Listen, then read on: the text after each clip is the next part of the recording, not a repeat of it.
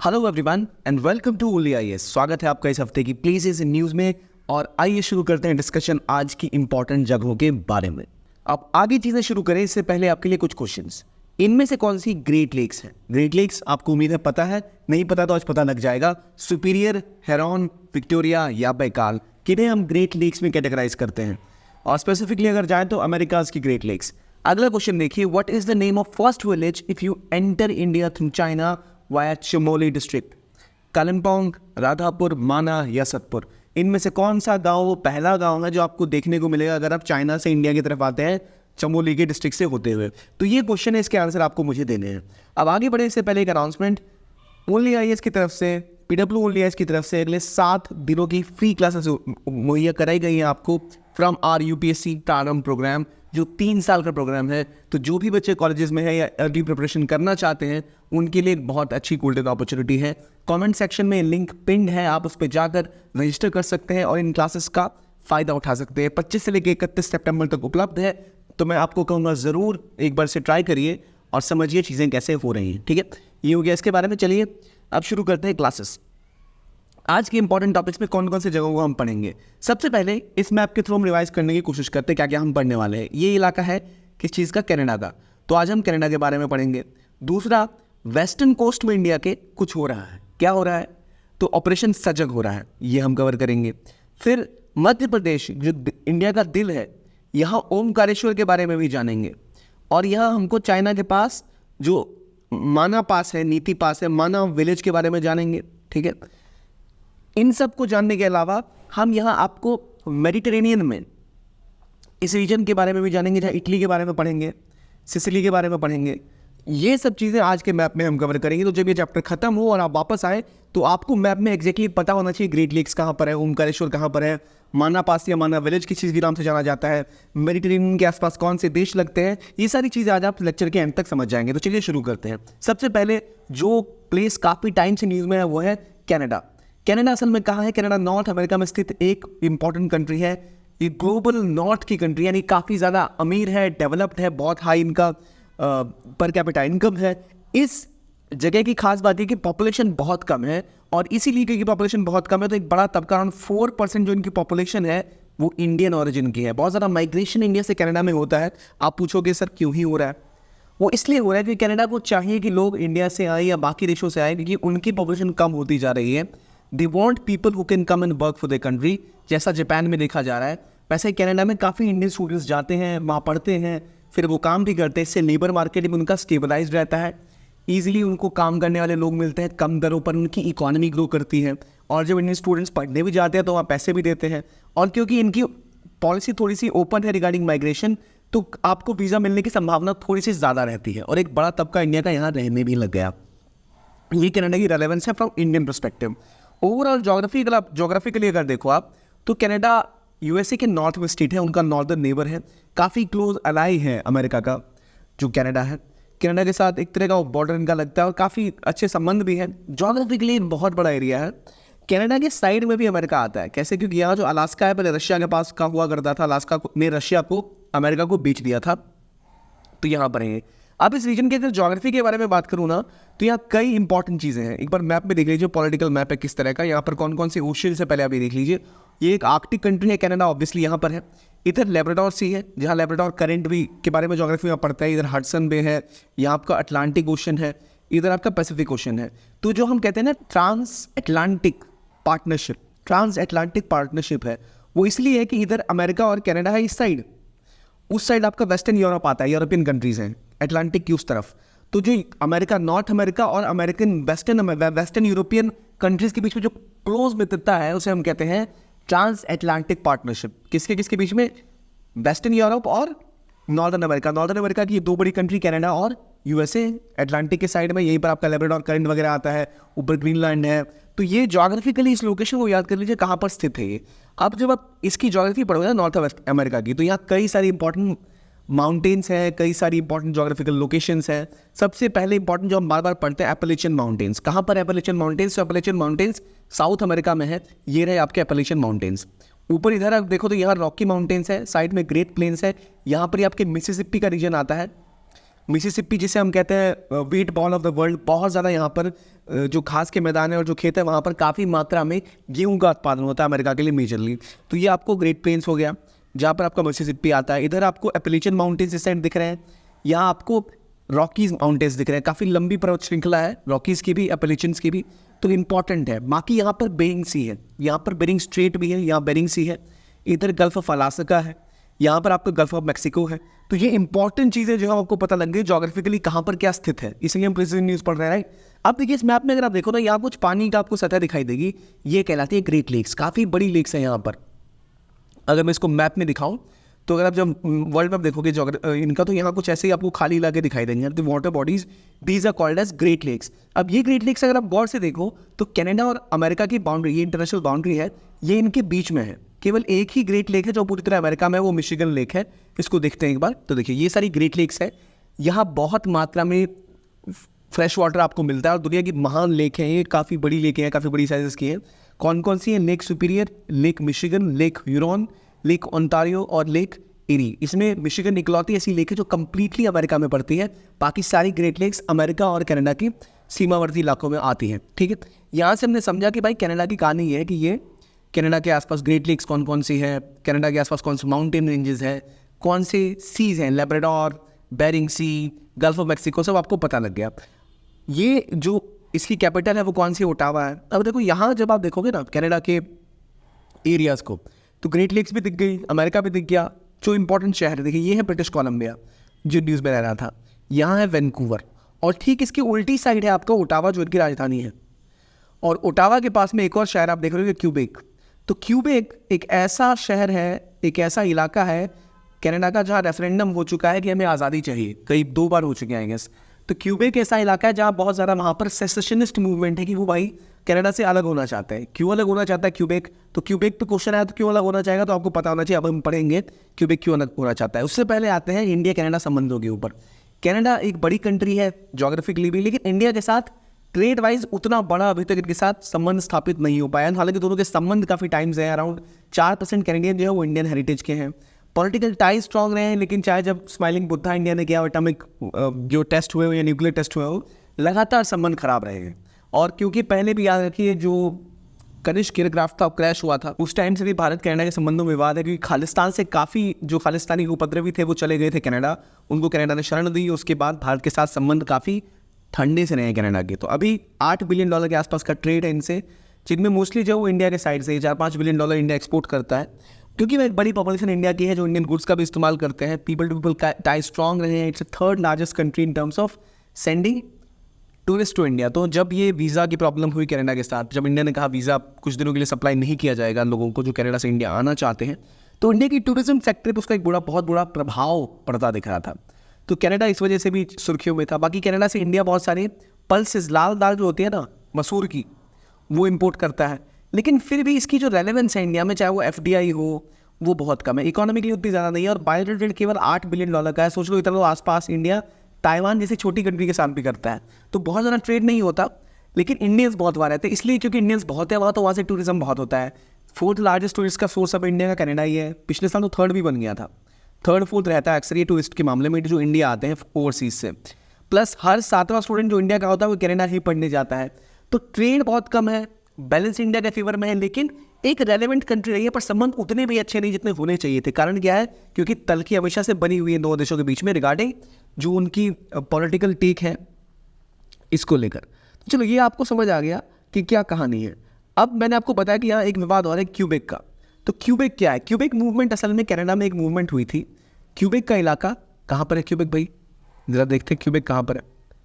ये आपने great lakes देखी, ये आपको ओंटारो दिख रहा है, इसका जो राजधानी है इसके ओटावा, इसके जस्ट पास यहाँ पर क्यूबेक है। ये रहा क्यूबेक। क्यूबेक में मुद्दा ये है, क्यूबेक में जो इलाका था ना पहले, ये फ्रांस के द्वारा कंट्रोल किया जाता था। तो जो ये इलाके थे यहाँ फ्रेंच स्पीकिंग लोग थे। क्यूबेक के अंदर फ्रेंच स्पीकिंग पॉपुलेशन है। तो ये हमेशा से अपने लिए आज़ादी चाहते थे कि भाई हम अलग बनाएंगे, हमारा अलग कल्चर है। और उसके लिए वो उनको लगता था कि ये जो कनाडा है, ये हमारी जो भावना है उसको और जो हमारी कल्चरल डिस्टिंग्विशनेस इसको ख़त्म कर देगा। तो एक क्वाइट रिवोल्यूशन हुआ था 1960s में। तो अगर पूछा जाए क्वाइट रिवोल्यूशन किससे संबंधित है, तो कनाडा से संबंधित है। कनाडा के प्रांत क्यूबेक से संबंधित है। क्यूबेक में फ्रांस बोलने वाली जनता ज़्यादा है, कनाडा में अंग्रेज़ी बोली जाती है, तो वो अपने लिए एक अलग राज्य देश बनाने की बात करें, 1976 में पार्टी क्यूबेक्यूज नाम की जो सेपरेटिस्ट पार्टी है वो क्यूबेक में पावर में आई और उन्होंने एक रेफरेंडम भी कराया, लेकिन वो रेफरेंडम हार गया। 1980 में उन्होंने कराया था। फिर 1995 में एक और रेफरेंडम हुआ इस बार इंडिपेंडेंस को लेकर कि भाई हम आज़ादी चाहते हैं, वो भी हार गया, लेकिन बहुत कम मार्जिन से। तो क्यूबेक सेक्सेशन की डिमांड बहुत कम रही है, लेकिन क्यूबेक की पॉलिटिक्स बहुत ज़्यादा सेंसिटिव है कनाडा के लिए, बहुत ज़्यादा डिमांड होती रहती है कि हमें आज़ादी चाहिए। तो क्यूबेक बिल्कुल वैसा ही है जैसा मुद्दा अभी इंडिया कनाडा के बीच में किस चीज़ को लेकर है। हरदीप निज्जर की हत्या कौन है वो भाई, खालिस्तान का मुद्दा। तो क्या है खालिस्तान, जरा ये भी देख लेते हैं। खालिस्तान एक सेपरेट स्टेट की मांग करता है पंजाब के आसपास। इनका कहना है एक सिख सेपरेट स्टेट, और ये यहाँ पंजाब की मांग करता है। हालांकि अब जो इनकी डिमांड है उसमें पाकिस्तान कम है, केवल उनको इंडिया का हिस्सा चाहिए क्योंकि पाकिस्तान तो सपोर्ट कर रहा है। पर जो ओरिजिनल डिमांड थी उसमें आपका ही पूरा का पूरा Punjab as a separate state, separate राज्य नहीं, सेपरेट देश बनाने की बात होती है। IR में स्टेट मतलब देश होता है, प्रोविंस मतलब राज्य होता है। तो वो एक अलग देश बनाना चाहते थे खालिस्तान, जो कहीं बनता दिख तो रहा नहीं। लेकिन ये डिमांड और जो खालिस्तानी सेपरेटिस्ट है वो अक्सर जाके कनाडा में छुप जाते हैं और वहाँ से वो इंडिया के खिलाफ चाहे कंसलेट हो चाहे पंजाब में उपद्रवी कार्य करते रहते हैं, जिसके बारे में इंडियन इंटेलिजेंस ने एक डोजियर भी दिया था कनाडा को कि भाई देखिए आपके देश पे जो यहाँ के अलगाववादी जो टेररिस्ट है वहाँ जाके रहते हैं और हमारे देश के खिलाफ प्रोपेगेंडा करते हैं, ऐसा आप नहीं कर सकते। तो उसके बदले में हाल ही में जो उनके प्राइम मिनिस्टर जस्टिन ट्रूडो है उन्होंने अपनी पार्लियामेंट में जाकर बयान दिया कि India has been the behind of killing of Hardeep Singh Nijjar, जिसके बारे में बहुत बड़ा इंटरनेशनल एक मुद्दा बन चुका है ये। तो जो Sikh for justice SFJ, Khalistani tiger force, Khalistani commando force, ये सारे जो ऑर्गेनाइजेशन है सब खालिस्तान से रिलेटेड हैं और कनाडा में एक तरह से ऑपरेट करते हैं। इनके ऊपर काफ़ी, इन सबको Indian almost terrorist organisation designate करके रखा हुआ है। तो ये वजह, ये मुद्दा है जो खालिस्तान में जो इंडियन ऑरिजिन के लोग मोस्टली जो पंजाब से गए उनसे कई ऐसे हैं जो खालिस्तान सिंपथाइजर्स हैं, वो इनको फंडिंग देते हैं। और क्योंकि एक बड़ा तबका पॉपुलेशन का है वो, तो वहाँ की डोमेस्टिक पॉपुलेशन में उनका एक शेयर है, तो पॉलिटिक्स के लिए उनको केटर करते हैं वहाँ के पॉलिटिशियन ताकि उनको वोट मिले। यही वजह है प्राइम मिनिस्टर ट्रूडो का बयान देने का। अब देखिए आपने कनाडा के बारे में ज्योग्राफी पढ़ ली। अब कनाडा के पास जब देखो ना, कनाडा के पास इस बॉर्डर के पास एक और बड़ा शहर है न्यूयॉर्क। अगर मैं आमतौर पर बोलता तो आपको पता नहीं होता कि न्यूयॉर्क की बाउंड्री कहाँ पर है। न्यूयॉर्क बिल्कुल कनाडा के पास है। और न्यूयॉर्क में रिसेंटली क्या हुआ है, एक क्लाइमेट एम्बिशन समिट हुआ। UN की क्लाइमेट एम्बिशन समिट न्यूयॉर्क में हुई है। इसमें ये दिखाया गया कि कौन से लीडर्स हैं जो अच्छा खासा अपनी जो उन्होंने कमिट किया था ग्लासगो में कि हम अपना जो ये टारगेट है इसको पूरा करेंगे, उसको पूरा करते हुए दिख रहे हैं कि जो एक नेट ज़ीरो की ओर ले जाना था दुनिया को, ताकि 1.5 डिग्री सेल्सियस के अंदर ग्लोबल वार्मिंग को रखा जाए, ग्लोबल टेम्परेचर को रखा जाए। उसके बारे में जो लोगों ने कमिट किया था, फॉसिल फ्यूल के बारे में या अपने INDCs के बारे में, intended nationally determined contributions, INDC, INDCs के बारे में, जो नेशनली डिटरमाइंड कंट्रीब्यूशंस है उसके बारे में, ग्रीन क्लाइमेट फंड प्लेजेस के बारे में। तो कहाँ हुआ ये समिट, किसका था, UN का। कहाँ हुआ, न्यूयॉर्क में। न्यूयॉर्क कहाँ अवस्थित है, ये आपने देख लिया, ये रहा न्यूयॉर्क, ठीक है। तो न्यूयॉर्क तो पता ही होगा आपको, मुझे पूरी उम्मीद है। तो ये बातें थी न्यूयॉर्क और कनाडा के बारे में। एक बार देख लीजिए दोबारा, यहाँ पर न्यूयॉर्क का स्टेट है, कनाडा के बॉर्डर के बहुत पास है।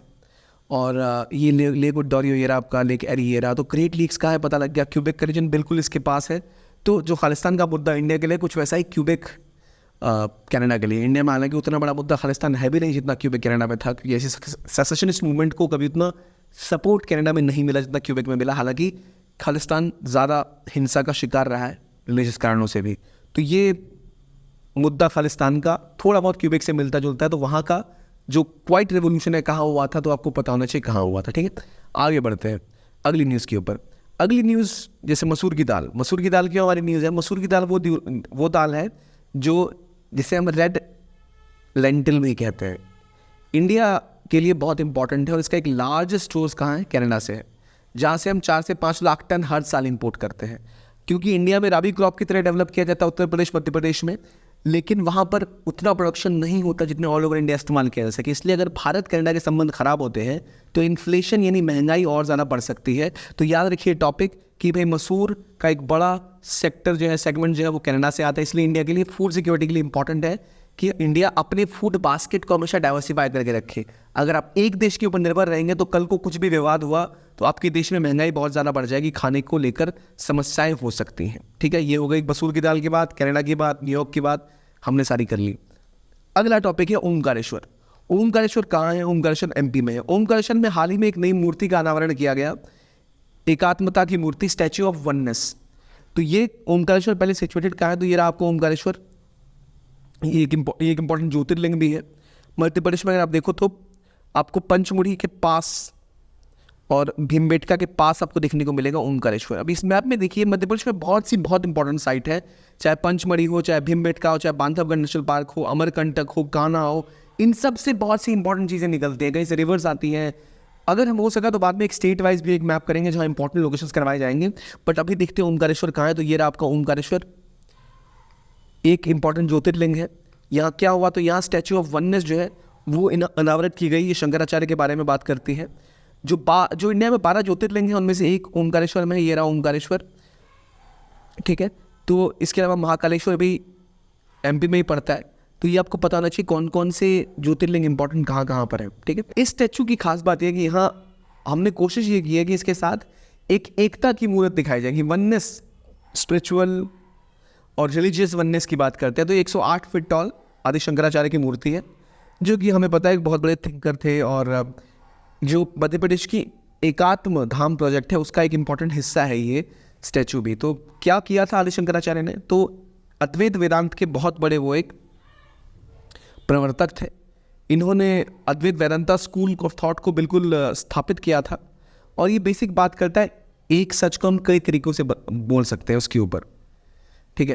तो ये कॉन्सेप्ट इस बात पे कि कैसे हमें रीजनिंग, प्रमाण, अनुभव के ऊपर फोकस करना चाहिए स्पेशल नॉलेज लेने के लिए, अंधविश्वास में नहीं मानना चाहिए। तो शंकराचार्य ने जो फोकस किया था, उन्होंने कहा था कि कैसे हम अपने एक्सपीरियंस, अपनी इंट्यूशन, अपनी रीजनिंग का इस्तेमाल करते हुए आगे बढ़ सकते हैं। अगर आपको सुप्रीम कॉन्शियसनेस चाहिए तो आप स्टडी कर कर, मेडिटेशन कर कर, वर्शिप कर कर पा सकते हो इसे। और इसीलिए उन्होंने पूरे हिंदुइज्म को एक तरह से दोबारा जगाने के लिए, एक ऑर्गेनाइजेशनल स्ट्रक्चर देने के लिए बहुत बड़ा रोल निभाया था। उन्होंने 4 मठ स्टैब्लिश किए थे, श्रृंगेरी, द्वारकापुरी और जोशी मठ। तो इसलिए इनकी एक बड़ा रोल रहा है। उसको ध्यान में रखते हुए मध्य प्रदेश में ओमकारेश्वर में ये एकात्मता की मूर्ति, स्टैच्यू ऑफ वननेस की गई। तो स्टैच्यू ऑफ वननेस कहाँ है? ओमकारेश्वर में। किससे रिलेटेड है? आदि शंकराचार्य से उन्होंने क्या किया था, किस चीज़ के जनक थे ये आपको पता लग गया। लोकेशन कहाँ है वो आपने देख ली। अगला टॉपिक है गल्फ ऑफ खंबात के बारे में। गल्फ ऑफ खंबात कहाँ पर है? तो गुजरात में ये गल्फ ऑफ खंबात है। यहाँ पर एक महत्वपूर्ण चीज़ मिली है। गल्फ ऑफ खंबात में क्या मिला हमें? तो हमें यहाँ वेनेडियम मिला है। अब वेनेडियम क्या होता है मुझे बताएंगे? वेनेडियम असल में एक मेटल है जो कि बहुत इंपॉर्टेंट और वैल्यूएबल आज के टाइम में हो गया है। किस लिए? इसलिए क्योंकि इससे अब जो बैटरीज हैं उसमें अगर हम स्टोरेज करना चाहते हैं ना, बिजली को पहले स्टोर करोगे तभी तो यूज़ करोगे। सोलर पावर हो, विंड पावर हो, जो चीज़ें बढ़ रही है, सोलर एनर्जी की बात हम कर रहे हैं, पर हमें उसके लिए उसको कहीं स्टोर करना पड़ेगा बिजली बनाने के बाद। तो उसके लिए हम नॉर्मली यूज़ करते हैं किसका? लिथियम आयन बैटरी का। आप पढ़ते होगे lion batteries, lithium ion batteries. उसके बदले में अब जो है वेनेडियम को एज एन अल्टरनेटिव देखा जाता है। तो ये एक बहुत इंपॉर्टेंट अलॉय है और इसकी खास बात यह है कि अगर इसको आप खुला भी छोड़ दो तो काफ़ी समय तक कोई ऐसा नुकसान नहीं पहुंचता। लेड की बैटरी से आपको नर्वस सिस्टम खराब हो सकता है, एक प्रगति के लिए बहुत खतरनाक है। ये जल्दी डिस्चार्ज नहीं होता और ये इसको परमानेंट डैमेज भी इजीली नहीं होता। और इकोलॉजिकल इम्पैक्ट जो बाकी मेटल्स का होता है, चाहे लिथियम का हम कर लो, चाहे लेड का कर लो, उसके मुकाबले बहुत ही ज़्यादा सेफ है ये। और इसका इस्तेमाल एरोस्पेस, डिफेंस के लिए भी किया जाता है। तो इसलिए एक ये बहुत रेलेवेंट अभी एक मेटल है जो मिला है इंडिया को। कहा तो गल्फ ऑफ खंबात में। तो इसके मिलने के बाद उम्मीद की जा रही है कि भारत के लिए बहुत बड़ी न्यूज़ है ये। इससे इंडिया को बहुत फ़ायदा पहुंच सकता है, इंडिया की मैन्युफैक्चरिंग को। ऑलरेडी अभी ब्राज़ील सबसे बड़ा वेनेडियम का प्रोड्यूसर है after Russia and south Africa उसके जस्ट पीछे है। चाइना के पास सर्वाधिक रिजर्व है, लेकिन सर्वाधिक प्रोड्यूसर भी ब्राज़ील कर रहा है। तो अब ये वेनेडियम रिजर्व इंडिया को कहाँ मिले? तो गल्फ ऑफ खंबात में। गल्फ ऑफ खंबात को याद करने का तरीका है आपके भावनगर, भरूच वाले इलाके के बीच में है ये। और गल्फ ऑफ खंबात के बीच इंडिया ने एक फेरी सर्विस भी स्टार्ट की थी, रोल इन रोल आउट। यहाँ से यहाँ फेरी चलती थी गोगा दहेज के बीच में, जो 2 साल पहले आई गेस लॉन्च की गई थी। प्राइम मिनिस्टर मोदी खुद गए थे उसको लॉन्च करने। तो यहाँ इस रीजन में ऑलरेडी एक फेरी सर्विस चलती है, काफ़ी सेलिब्रेट किया था इसको। तो गल्फ ऑफ खंबात की रेलेवेंस क्या है? तो सबसे बड़ी बात, एक इंपॉर्टेंट इकोनॉमिक और इकोलॉजिकल रीजन है। यहाँ मेजर कई ऐसे इंपॉर्टेंट शहर है। अगर आप मैप को देखो तो भावनगर खुद एक बड़ा इंडस्ट्रियल शहर है, सूरत, भरूच, आनंद, आपको याद होगा किससे? अमूल का जो कोऑपरेटिव यहाँ से स्टार्ट हुआ। तो आप देख रहे हैं कई सारे इंपॉर्टेंट शहर यहाँ पर ऑलरेडी हैं जो काफ़ी रेलेवेंट है इंडिया के लिए। इसलिए गल्फ ऑफ खंबात की सिक्योरिटी और यहाँ पे फिशिंग वगैरह भी काफ़ी मात्रा में होती है और बड़े शहरों का हब है जहाँ से कई मूवमेंट ऑफ गुड्स होती है। इसलिए सेफ्टी सिक्योरिटी में इंडिया का प्राइमरी कंसर्न है। पर हमारा काम यह है कि गल्फ ऑफ खंबात कहाँ पर है, ठीक है, गल्फ ऑफ कम्बात में मेजर सिटीज़ कौन से, अगर आपसे पूछा जाए तो आप बता सको। ठीक है, यहाँ पर क्या क्या दिक्कतें हैं, पोल्यूशन ज़्यादा है, फिशिंग, ओवर फिशिंग होती है, इन सबको कंट्रोल करने के लिए बहुत ज़रूरत है इस इलाके को ठीक से एसेस करने का और डेवलप करने का। यहाँ पास में जूनागढ़ है, जूनागढ़ क्यों न्यूज़ में रहा था, जूनागढ़ पे अचानक पाकिस्तान ने क्लेम कर दिया कि हमारा हिस्सा है, क्योंकि इसके पुराने नवाब जो भाग के पाकिस्तान में शरण लेके बैठे थे, उन्होंने कहा भाई ये हमारा है, तो पाकिस्तान ने फिर कह दिया जूनागढ़ हमारा है। कहीं दूर दूर तक पता नहीं पर जूनागढ़ उनका हो गया। ये पोरबंदर है जहाँ पर महात्मा गांधी पैदा हुए थे। ठीक है, जामनगर एशिया की सबसे बड़ी, वर्ल्ड की सबसे बड़ी ऑयल रिफाइनरी जामनगर में है। तो ये सारे एरियाज़ काफ़ी रेलेवेंट है, काफ़ी इंपॉर्टेंट है, तो आपको पता होना चाहिए कहाँ पर है गल्फ ऑफ कम्बात, कहाँ है गल्फ ऑफ कच्छ, कहाँ पर आपको वेनेडियम जो मिला है वो क्या है और क्या रेलेवेंस है इसकी क्यों वैल्यू इतनी ज़्यादा है, क्योंकि आगे इसको एक बहुत ही इंपॉर्टेंट रिसोर्स की तरह देखा जा रहा है। ठीक, आगे बढ़ते हैं, बात करते हैं लैम्पेडूसा के बारे में। लैम्पेडूसा कहाँ पर है? लैम्पेडूसा असल में एक इटली का आइलैंड है जहाँ पर हाल ही में EU की प्रेसिडेंट उर्सुला वन डर लेयन गई थी। तो लैम्पेडूसा कहाँ, यहाँ है। तो इतना मुद्दा क्या है सर, हमें क्यों पढ़े लैम्पेडूसा? तो देखिए, इटली का एक आइलैंड जरूर है ये, लेकिन सारा का सारा जो देखिए कहाँ पर सिचुएटेड है, पहली बात मेडिटेरेनियन सी देख रहे हो आप, ये मेडिटेरेनियन सी में सिचुएटेड है। यहाँ आसपास के देश देखो कौन कौन से, लीबिया, ट्यूनीशिया, अल्जीरिया, मोरक्को। इन देशों में बहुत से मुद्दे रहते हैं हमेशा। 2011 में जब अरब स्प्रिंग हुई थी, उसके बाद से वहाँ पर जो एक रेवोल्यूशन स्टार्ट हुआ अफ्रीका में, कई सारी जो वहाँ पे सरकारें गिरी, उनकी जगह लोगों ने रेवोल्यूशन स्टार्ट किए, वहाँ की सारी स्थितियाँ क्या हुई, अनस्टेबलाइज हो गई। तो सारी जो लोग हैं वहाँ से, काफ़ी सारे वहाँ पर सिविल वॉर कई राज्यों में स्टार्ट हो गया, कई देशों में, तो वहाँ से लोग भाग के जाने लग गए यूरोप की तरफ। उसमें से ट्यूनीशिया और लीबिया के बहुत से लोग इस रूट से जाते हैं, यानी वो पहले मेडिटेरेनियन सी की शिप्स लेके यहाँ लैम्पेडूसा में जाते हैं, जो इटली का पार्ट है, यहाँ से सिसिली जाएंगे और इटली से होते हुए यूरोप चले जाएंगे। तो एक इम्पॉर्टेंट पॉइंट ऑफ जो यूरोप में जो रिफ्यूजी जाते हैं, जो माइग्रेशन होती है, उसका एक इंपॉर्टेंट पॉइंट है लैम्पेडूसा। कहाँ पर है ये? तो इटली का आइलैंड है। यहाँ पर EU की प्रेसिडेंट क्यों गई, ये देखने के यहाँ पर इटली की जो अभी प्राइम मिनिस्टर है, क्या नाम है उनका, काफ़ी न्यूज़ में रही थी, क्या नाम है उनका, जॉर्जिया मेलोनी। उन्होंने लगातार एक स्टैंड लिया जो काफ़ी स्ट्रिक्ट स्टैंड है। उन्होंने कहा कि हम इटली को यूरोप का रिफ्यूजी होम नहीं बनने देंगे, क्योंकि इटली में सारे लोग पहले इटली जाते हैं, इटली से बाकी यूरोपियन देशों में वो जाते हैं, तो लगातार इटली के ऊपर बोझ बढ़ रहा है, काफ़ी ज़्यादा रिफ्यूजीज आ रहे हैं। तो उन्होंने कहा अब हम लोगों को घुसने नहीं देंगे अपने देश में। लैम्पेडूसा में उन्होंने काफ़ी ज़्यादा सिक्योरिटी बढ़ा दी है ताकि ट्यूनीशिया और अल्जीरिया से लोग ना आ पाए। तो इसलिए आइलैंड काफ़ी टाइम से न्यूज़ में, यहाँ जो विजिट भी उन्होंने की थी, इसलिए की थी कि भाई कैसे रोका जाए। तो इस जगह से लोग, इस आइलैंड से लोग कोशिश करते हैं इटली के वाया यूरोप घुसने की। हमारे लिए इंपॉर्टेंट चीज़ें क्या है इसके बारे में, कि कहाँ कहाँ यहाँ जो कंट्रीज़ हैं मेडिटेरेनियन की, वो कौन कौन सी है। मेडिटेरेनियन एक बहुत इंपॉर्टेंट इलाका है। क्यों? देखिए, ऊपर यूक्रेन है साइड, ब्लैक सी के पास यहाँ पर, और इधर ही आपका सी ऑफ मरमरा, बोस्फोरस स्ट्रेट है। अगर रशिया से कोई भी शिप जाता है यूक्रेन से, तो यही रूट पकड़ के आता है वो, यहाँ से आएगा, एगियन सी जाएगा, सी ऑफ क्रेट जाएगा, सी ऑफ क्रेट होते हुए इधर से घूम घूम के वो फिर बाहर निकले। अगर यूरोप जाना हो तो, अगर एशिया जाना हो तो आप यहाँ से एगियन सी होते हुए आते हो, और यहाँ आपका स्वेज कनाल है, यहाँ से निकल के फिर आप नीचे एशिया की तरफ चले जाते हो। तो ये जो मेडिटेरेनियन सी है, ये यूरोप में बहुत रेलेवेंस रखता है। फ्रांस, जर्मनी, सारे देश यहाँ से कनेक्टेड हैं, ब्लैक सी वगैरह इसी से रूट बनता है। तो इसीलिए इटली और टर्की, ये रहा टर्की जो एक स्ट्रॉन्ग कंट्री है, जिसकी बहुत स्ट्रॉन्ग नेवी है, इन कंट्रीज़ का बहुत ज़्यादा रेलेवेंस है यहाँ की मैरीटाइम सिक्योरिटी के लिए। तो मेडिटेरेनियन एक हमेशा इंपॉर्टेंट जगह के रूप से देखा जाता है। तो कौन कौन सी कंट्रीज़ यहाँ हैं, कौन कौन से आइलैंड और सीज़ है? Alboran sea, Balearic sea, Ligurian sea, Adriatic sea, Ionian sea, sea of Crete, Aegean sea, Bosphorus strait, Dardanelles strait. ये जो स्ट्रेट्स हैं ये आपको याद करने बहुत इंपॉर्टेंट है, ताकि आप अच्छे तरीके से जब भी कोई MCQ क्वेश्चन है उसको आंसर कर पाओ। तो इटली या कनाडा, या इटली के बारे में जब पढ़ो, यूरोप के बारे में जब पढ़ो, आप जब भी टर्की के बारे में पढ़ो, यूक्रेन के बारे में पढ़ो, तो ब्लैक सी के आसपास कौन सी कंट्री है, मेडिटेरेनियन के आसपास कौन सी कंट्री है, ये ज़रूर पढ़ना चाहिए आपको। तो ये आपको दिख रहा है कि Bosnia Herzegovina, Croatia, Slovenia, Greece, Italy, ये सारी आपकी जो कंट्रीज है जो मेडिटेरेनियन सी में जिनका बॉर्डर लगता है, तो ये आपको पता होना चाहिए। तो लैम्पेडूसा कहाँ का आइलैंड है? इटली का। मुद्दा क्या है समझ गए, ट्यूनीशिया से बहुत ज़्यादा मूवमेंट हो रही है माइग्रेंट्स की या रिफ्यूजीज़ की, इसको वहाँ के प्राइम मिनिस्टर रोकना चाहते हैं। EU ने कहा है कि वो एक प्लान बनाएंगे रीसेटलमेंट का, ताकि इतना ज़्यादा मूवमेंट ऑफ पीपल ना हो, क्योंकि कई सारे बोट्स डूब जाते हैं, कई लोगों की जानें चली जाती है यूरोप जाने की कोशिश में।